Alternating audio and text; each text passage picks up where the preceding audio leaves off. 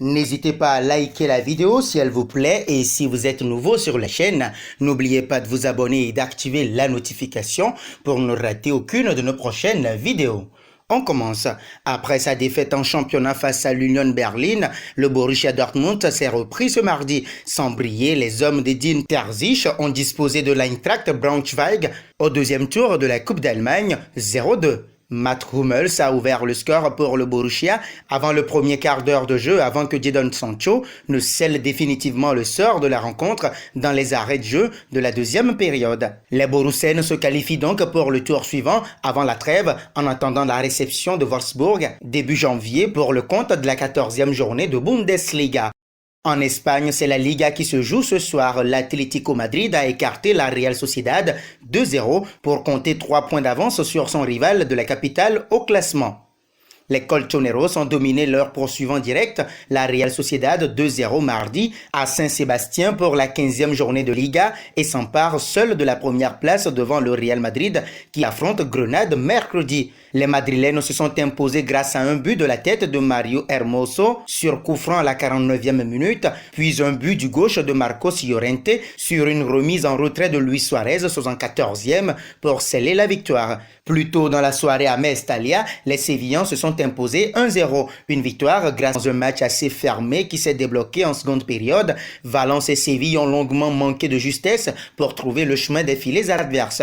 Peu avant la demi-heure de jeu, Luc de Jong a pourtant eu l'opportunité de donner l'avantage à Séville. Mais le Néerlandais n'est pas parvenu à reprendre correctement un centre à ras de terre de Jesus Navas, 30e. Dans le second acte, Oscar Rodriguez a tenté sa chance sur coup franc sans parvenir à tromper Rome Domenech, 48e. Mais c'est de la tête que les joueurs de Julen Lopetegui ont véritablement mis Valence en danger. Toutefois, Jules Koundé, 74e, et Youssef El Nesri, 76e, ont tous deux manqué de justesse pour ouvrir le score. La solution est finalement venue de Suso quelques minutes plus tard. En dehors de la surface de réparation, l'Espagnol a déclenché une frappe du pied gauche que la main pas assez ferme de Rome Domenech n'a pu repousser. 0-1, 81e.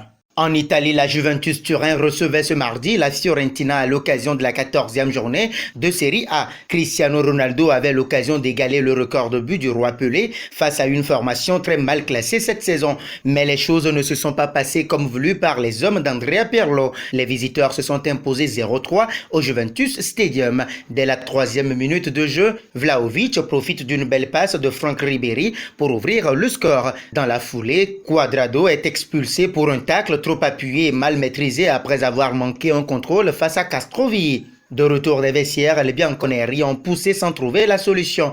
Avec la pression, Alexandro marque contre son camp et enfonce la Juventus avant que Cáceres ne mette complètement la vieille dame à genoux à la 82e minute, 0-3. Fin de série donc pour les Bianconeri qui subissent leur première défaite de la saison, surpris à 3 reprises par une équipe de la Fiorentina très efficace offensivement. Rapidement réduite à 10, la Juve a dominé une bonne partie du match avant de s'écrouler dans les dernières minutes. La Juve a encaissé ce soir seulement autant de buts qu'elle n'en avait pris depuis le début de la saison à domicile.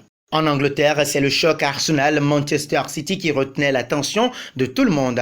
Le tenant du titre de la Carabao Cup, Manchester City, était en déplacement ce soir sur la pelouse d'Arsenal dans le cadre des quarts de finale de l'édition 2020-2021. Les Citizens se sont baladés 1-4 à l'Emirates face aux Gunners en manque de confiance. Présent avec une équipe remaniée, le club de Manchester a réalisé une entame de match maîtrisée, d'où l'ouverture du score dès la 3e minute grâce au Brésilien Gabriel. Les hommes de Mikel Arteta réagissent à l'heure de jeu sur leur seul tir cadré en première période par l'intermédiaire de Lacazette, parfaitement servi par Gabriel Martinelli. De retour des vestiaires, les Sky Blues reprennent les rênes et profitent de la fébrilité défensive des Londoniens et enfoncent le clou. D'abord en reprenant l'avantage grâce à Riyad Mahrez, bien aidé par le jeune portier d'Arsenal, Gunnarsson. Phil Foden creuse l'écart 5 minutes plus tard avant qu'Emeric Laporte ne marque le but du break, 73e, et scelle la victoire à 4-1. Vainqueur des 5 dernières éditions de l'EFL Cup,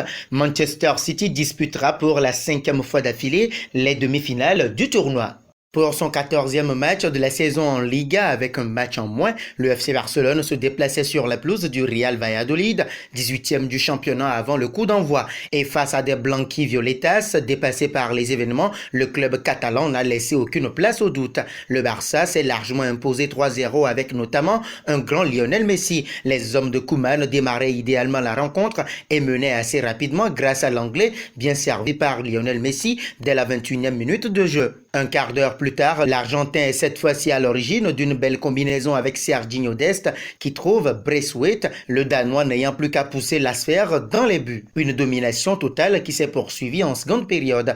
Impliqué dans tous les buts de la partie, Lionel Messi s'offre même son 7e but en Liga cette saison à la 65e minute, le 644e de sa carrière avec le club espagnol qui lui permet de dépasser le record de Pelé avec Santos.